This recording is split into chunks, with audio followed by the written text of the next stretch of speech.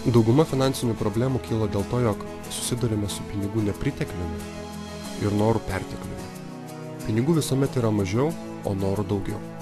Taigi susipažinkime su dviem terminais ir kaip jie įtakoja mūsų pinigus ir verslumą. Perteklius ir nepriteklius. Terminai, kurie labiau atspindi mūsų mąstymo stilių ir gyvenimo būdą, negu kad kažkokį deficitą ar perteklių. Taip jau yra, gyvenimas nuolat keičiasi ir tai, ko kažkada trūko ir buvo nepriteklius, gali tapti pertekliu ir atvirkščiai. Tai, ko buvo per daug ir buvo perteklius, to gali pradėti trūkti ir virsti nepritekliumi. Šie pokyčiai niekuomet nėra suplanuoti ir ne visuomet yra logiški. Kažkada tarpmiestiniai skambučiai buvo nemokami. Tada tapo labai brangus, o vėliau atsiradus mobiliajam ryšiui vėl atpigo ir net nebeliko tokios sąvokos kaip tarpmiestinis skambutis. Kažkada pokalbiai su užsieniu kainavo pasakiškus pinigus, tačiau atsirado Skype ir galimybė bendrauti su visu pasauliu tapo nemokama. Deficitas tapo pertekliumi, nes su visu pasauliu mes dabar galime kalbėti nuo ryto iki vakaro. Taigi, žiūrint iš 1995 metų perspektyvos, šiandieninis Skype ar telefono planas su 400 minučių atrodytų kaip didžiulis švaistymas ir išteklių eikvojimas. Aš neprakalbu net pusės minučių, kurias turiu pagal savo mobilųjį planą. Bet mama negali su manimi ilgai kalbėti telefonu, nes pradeda jaudintis ir sako, jog man pinigėlį kapsi ir kad brangiai kainuoja. Ji tarytum užstrigusi tame laike, kuomet viena minutė kainavo litą ir daugiau. Taigi, telekomunikacijų srityje ji užstrigo nepritekliaus mąstymą. Lygiai taip pat žmonės užstringa kažkokiuose rėmuose galvodami, jog tiek pinigų yra daug, o tiek pinigų yra mažai. Jiem, kaip ir 1995 vis atrodo, kad keli tūkstančiai litų yra daug. Esu nekart sutikęs puikių savo srities specialistų, kurie šiandien dirba net žemiau savikainos. Tai reiškia, jog jie atiduoda daugiau negu gauna, bet to tiesiog nesupranta. Ar jums niekuomet nebuvo taip, kad už kažkokią paslaugą mokėdami jūs jau traukėte piniginę ir buvote nusiteikę sumokėti tam tikrą sumą, o jūsų paprašė gerokai mažiau? Jūs žinoma maloniai nustebote, bet nesiginčijote ir pinigų negrūdote. Tiesiog sumokėjote ir viskas. Tokie žmonės už savo paslaugas galėtų paprašyti daugiau ir jau tą pačią dieną uždirbti daugiau. Bet yra užstrigę būtajame laike ir įsitikinimuose, taip kaip mano mama galvojant, jog mobilusis ryšys vis dar brangus, taip ir jie galvoja, jog 2000 litų yra daug. Nepritekliaus mąstymas yra fokusavimasis į mažus dalykus, stengimasis užsitikrinti savo bent jau minimaliai sotų gyvenimą. Vengimas rizikos, didelis atsargumas ir skepticizmas pokyčiams. Nepritekliaus mąstymas neleidžia pasinaudoti visomis galimybėmis, kurios yra aplink mus, nes nepritekliaus mąstyme galimybės paprasčiausiai nėra matomos. Žmogus aplink save mato tik trukdžius ir sunkumus. Tačiau vieno ir to paties žmogaus galvoje gali būti užstrigęs ir atvirkštinis variantas – pertekliaus mąstymas ir galvojimas, jog visko turime tiek sočiai, jog net taupyti nereikia. Mano mama kas antrą savaitgalį važiuoja į kaimą. Vieną savaitgalį važiuoja atsivežti maišą bulvių. Kitą savaitgalį važiuoja gėles padavėti. Trečią savaitgalį gėles palaistyti. O ketvirtą savaitgalį parsivežti uogienės, nes neva taip pigiau. Ir nesvarbu, jog vienos kelionės išlaidos benzinui viršija 100 litų. Ir benzinui yra išleidžiama 10 kartų daugiau negu sutaupama bulvėm ir uogienėm. Tačiau galvoje yra įstrigę tie laikai, kuomet benzinas buvo perteklius ir kainavo kapeikas. Todėl yra labai sunku taupyti tai, kas tavo manymu buvo ir yra perteklius. Jeigu imsime prielaidą, jog dabar gyvena 3 kartos, tai 2 vyresniosios kartos augo nepritekliaus mąstyme. Ir tik jauniausioji karta jau didesnė gyvenimo dalį augo pertekliuje. Tačiau auklėjimo ir kitų faktorių ta karta vis tiek yra stipriai paveikta nepritekliaus mąstymu. Karta tai yra 25 metų intervalas. Taigi jauniausioji karta būtų ta, kuri yra dabar iki 25 metų, antroji karta 25-50 metų ir trečioji karta būtų 50 metų ir vyresnė. Gal tik tai tie, kurie gimė po 2000 metų, jau tam tikra prasme augo pertekliaus sąlygomis. Bet tai dar nereiškia, jog tas perteklius buvo šeimoje. bet jie bent jau matė kažkokį tai perteklių išorėje. Nes 2000-ieji tai buvo tie metai, kuomet Rusijos krizės padariniai jau buvo šiek tiek likę praeityje, artėjo optimizmo banga dėl stojimo į Europos Sąjungą, pradėjo sparčiai augti ekonomika, plėtėsi prekybos tinklai ir taip toliau. Tiesiog visur pradėjo jaustis augimas ir gyvenimo gerėjimas. Visgi, absoliuti dauguma visuomenės turi stipriai susiformavusi nepritekliaus mąstymą. O toks mąstymas sąlygoja nepritekliaus sprendimus. Nepritekliaus žmogui pagrindinis tikslas yra išgyventi ir kovoti už būdą.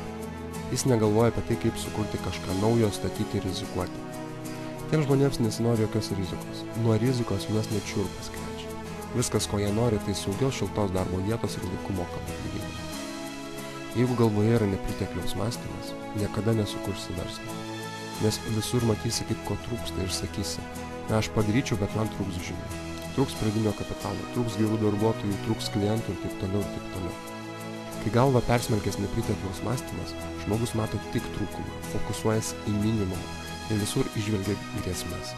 Ir dėl minimalaus saugumo jis yra pasiryžęs paaukoti viską. Ir tai yra žmogus, iš kurio tu gali po truputį atimti vis daugiau. Ir jisai nesipriešins. Jis tiesiog netiki, kad kažką tai gali pakeisti. Nepriteklius padeda parduoti prekes. Nepritekliaus mąstymo žmonėms. Ir daugelis kompanijų stengiasi sukurti nepritekliaus įspūdį. Prisiminkite pardavimo akcijas. Jos kuria įspūdį, jog tokio pasiūlymo jau daugiau niekuomet nebus. Jog viskas brangs ir reikia pirkti šiandien. Ir visos prekės jau praktiškai baigėsi. Butai brangs, o iki šio fantastiško pasiūlymo pabaigos liko tik tai 10 valandų. Tai šis nuolatinis nepritekliaus formavimas, jisai stabdo kolektyvinę sąmonę nuo tobulėjimo, nes nuolat kelia įtampą. Vidutinis pilietis dar nėra tiek protingas, kad pats atskirtų, kur yra perteklius, o kur nepriteklius, kurį reikia taupyti, o kur taupyti visai neverta. Ir dėl to, jog perteklius ir nepriteklius keičia vienas kitą, susipainioja protas ir prasideda vartojimo klaidos.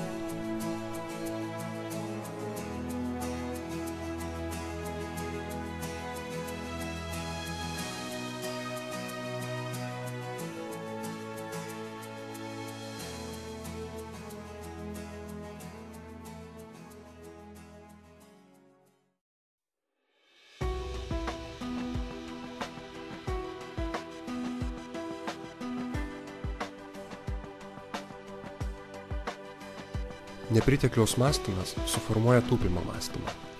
Blogiausia, kada mes pradedame taupyti save, nors mums kaip tik reiktų kiek įmanoma daugiau savęs atiduoti, daugiau judėti, daryti ir veikti. Žala yra tai, jog žmogus atėjęs į darbą neturi motyvacijos dirbti. Jis nenori atiduoti viso savęs, savo energijos, nes nemato šansų, jog kas nors čia gali pasikeisti. Jis turi savo atlyginimo lubas ir įsivaizduoja, kiek darbo turi padaryti už tuos pinigus, kuriuos gauna. Ta darbą padaro ir viskas. Nors galėtų padaryti 5 kartus daugiau. Ir tai nebūtinai reiškia dirbti 5 kartus daugiau valandų. Norint sukurti 5 kartus daugiau pridėtinės vertės, greičiausiai, jog reikės daryti kažką tai naujo, išeiti iš komforto zonos, pasimokyti, daryti drąsesnius sprendimus. Dažnai pastebime žmogų galvojant, na kas iš to, jeigu dirbsiu daugiau? Juk nėra iš kur paimti pinigų, kad viršininkas man sumokėtų daugiau. Aš padaryčiau 5 kartus daugiau, bet nėra tiek pinigų. Kadangi nėra, tai ir nedirbu daugiau. Čia puikiai proga prisiminti, kaip susiformuoja mąstymas, jog tik kiti žmonės sprendžia, kiek mums pinigų duoti ar neduoti. Daugelis žmonių mielai pasistengtų ir padirbtų daugiau, bet jie negali išsilaisvinti iš vaikystėje susiformavusio mechanizmo, kuomet už kiekvieną pastangą gaudavome greitą atlygį. Užsimaniau saldainio, susitvarkiau kambarį, gavau saldainį. Taip mąstome vėliau ir gyvenime. Noriu uždirbti daugiau, kelis mėnesius pasistengiau, nieko negavau, vadinasi, neverta stengtis. Tai, ką mes vertiname kaip pastangas, iš tikrųjų turi tapti mūsų kasdieniniais įpročiais. Ir to neturėtume net pastangomis vadinti. Pastangos turėtų būti rodomos ne švenčių proga, o kasdien. Tai turėtų būti įpročių. Didžioji dalis visuomenės mąsto nepritekliaus terminais. Ir aktyvus žmogus tokioje visuomenėje pradedamas slopinti. Visuomenė stabdo bet kokius pokyčius, nes tame mato grėsmę savo minimaliam saugumui. Taip pat reikia suprasti, jog pasąmoninėme lygmenyje nepritekliaus mąstymas suformuoja suvokimą, jog yra tam tikras ribotas kiekis pinigų. Ir tas kiekis pasiskirsto tarp žmonių. Jeigu kitas turės daugiau, tai vadinasi kažkas turės mažiau. Ši mintis kartais gali būti neįsisąmoninta, tačiau žmogui jinai gali kelti emocinę įtampą. Ir tos įtampos kartais susikaupia tiek, jog žmonės bijo bet kokių pokyčių ir jiem priešinasi. Nepritekliaus mąstymas tai negebėjimas, o kartais ir nenorėjimas matyti perspektyvų, galimybių ir savo energijos taupimas, nors nėra ką taupyti. Aš jau senai pastebėjau, ar per dieną nieko nenuveiksiu, ar darysiu pačios aukščiausios vertės darbus. Nuovargis dienos pabaigoje bus panašus. Ar kursiu didžiulę pridėtinę vertę žmonėms, ar sėdėsiu ant sofos namuose, nuovargis vakare vis vien abiem atvejais bus panašus ir jokios energijos nesusitaupys. Pasakykite ir jums, kada pavyko sutaupyti energiją visą dieną nieko neveikiant. Ir vakare 9 valandą jūs jautėte šviežias ir pailsėjęs. Tarytum būtumėt ką tik atsikėlę. Galite kaip norite taupyti savo energiją, vis vien vakare jausite nuovargį. Vyresniai kartai gali atrodyti, jog darbo nėra. Ir darbo visuomet trūksta. Jie gali rodyti darbo biržą ir ilgas ten nusidriekusias eilės, nes jų manymų darbo nėra. Tuo tarpu kitai kartai gali atrodyti, jog darbo yra tiek, jog 5 gyvenimų neužtektų nuveikti tiek, kiek galima nuveikti. Aš žiūriu aplink ir matau vien tik galimybės. Ir abi kartos yra teisios. Senoji karta, nematanti darbo, taip suvokia pasaulį. Tas suvokimas buvo suformuotas nepritekliaus mąstymu. Ir jeigu darbo trūksta, tai turi laukti, kol jo atsiras. Žmonės laukia.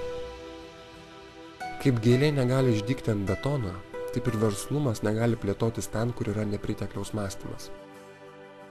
Mes nepritekliaus realybės sukūrėme savo mintise. Tačiau galime pakeisti mintis ir kurti kitokią realybę. Dėl ko yra taip sunku pakeisti mintis? Žmonija visais laikais turėjo labai taupyti savo išteklius. Dar keli šimtai metų atgal didžiąją laiko dalį žmogus praleisdavo dirbdamas fiziškai, kad turėtų maisto. Todėl mums sunku išmesti nesvalgytą maistą, nenešiojamus batus ir visą kitą. Sandėliukai ir rūsiai prisikaupia įvairiausių nenaudojamų daiktų, bet juos gaila išmesti. Mes kartais vieno apsilankymų parduotuvėje išleidžiame daugiau, nei kainuoja visas sandėliuko turinys. Bet kažkada tai buvo visai vertingi daiktai ir tie prisiminimai mums neleidžia sandėliuke atlaisvinti erdvės. Lygiai taip pat mes negalime išmesti savo senų idėjų, kurios kažkada gal ir buvo teisingos, aktualios, tačiau šiandien galvoje tik užima nereikalingą vietą. Mes taupome ir kaupiame savo senas jau atgyvenusias idėjas, nors iš tų idėjų kartais nėra jokios naudos. Gali pasirodyti, jog jei mąstote nepritekliaus terminais, jūs esate realistas, kuris žino, koks sunkus yra gyvenimas. O jeigu pradėsite mąstyti pertekliaus terminais, tai tapsite fantazuotoju atitrūkusiu nuo realybės.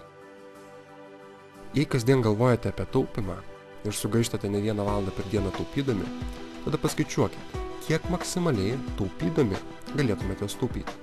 Ir tada pagalvokite, kiek galėtumėte maksimaliai uždirbti, jeigu visos mintis būtų koncentruotos į pinigų uždirbimą ir naujas galimybės. Aš paskaičiavau, kad iš visų jėgų taupydamas ir iš visų jėgų tobulindamas savo nepritekliaus mąstymą, galėčiau sutaupyti maksimum 1000 litų. Ir tai yra maksimumas, ką galiu pasiekti su nepritekliaus mąstymu. Tuo tarpu, jei visas mintis ir energiją nukreipi į tai, kaip uždirbti, čia jokių ribų nėra. Taigi rinktis jums. Ar norite būti skeptikai realistai ir įnirtingai ieškoti būdų, kaip sutaupyti tuos kelis šimtus per mėnesį? Ar leisti savo daugiau pertekliaus mąstymo? Kartais yra sakoma, jog protingas žmogus ieško būdų, kaip uždirbti ir nuolat ieško būdų, kaip sutaupyti vienu metu. Tačiau taupimo veikla yra daug kartų mažiau vertinga nei pinigų uždirbimą orientuota veikla. Taupimas prasideda dažniausiai tada, kai žmogus nebeturi jokių idėjų, kaip uždirbti. Kai fantazija, idėjos ir energija baigėsi, tada prasideda taupimas. Taupimas nėra bloga veikla, bet ji mažiau naudinga. Ir taupimas visuomet turi limitą. Kad ir kiek uždirbtumėte, gan greitai galite paskaičiuoti, kiek maksimaliai galėtumėte sutaupyti. Ir iškart gautumėte kažkokią sumą.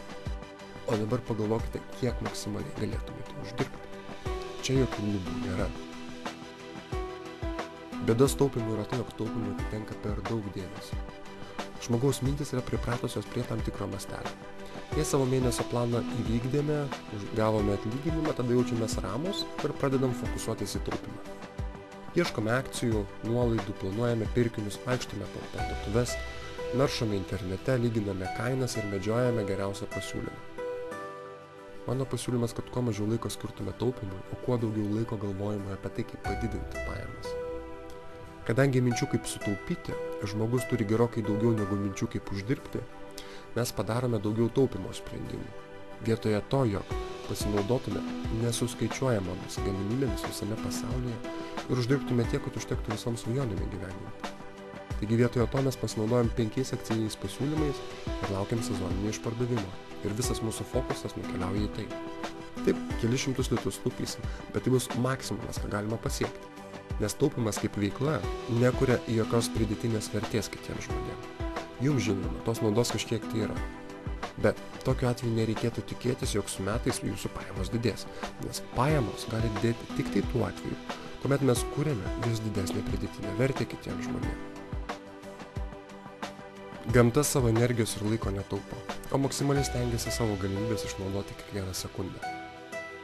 Pagalvokite, kas būtų, jei gamta nuspręstų pradėti taupyti savo energiją ir pasakytų: gal šį rudenį aš pataupysiu savo energiją ir grybų bus perpus mažiau, nes pernai nei 1/100 žmonės nesurinko, bet to žmonės moka grybus užsiauginti šiltnamiuose. Pataupysiu ir sėklas kelis metus, nes koks tikslas išmesti 1000 sėklų, iš kurių tik 10 sudygsta. Gal ir saulės reikėtų truputį pataupyti, nes dabar energija mažai. Gamta nieko netaupo. Joje vyksta viskas maksimumui. Tad mes galime pasimokyti ir netaupyti savo energijos, emocijų, žinių ir kitų vidinių resursų, nes jų negalima sutaupyti. Taip kaip negalima sutaupyti saulės šviesos ir jos atsidėti nakčiai, kad naktį būtų šviesiau.